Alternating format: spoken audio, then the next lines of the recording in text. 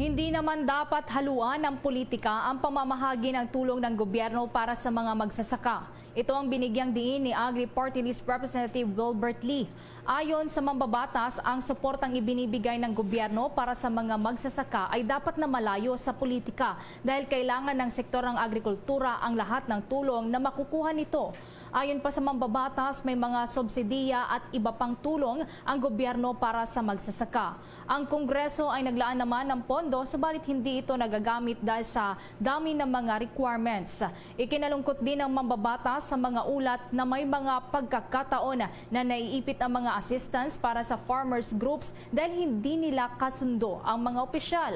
Punto pa ni Representative Lee na ang gobyerno ay dapat na enabler, hindi dapat pabigat sa taong bayan ng sagayona ay pag-aani ng pasanin ng ating mga kababayan. Binigyang din ng kongresista na panahon na para simplihan at streamline ang requirements para sa ating mga magsasaka para mabigyan sila ng kaukulang suporta. Mahalaga rin kasi anya na makuha ng mga magsasaka ang kaukulang suporta mula sa gobyerno sa takdang panahon, hindi kung kailan lamang tapos na ang harvest season.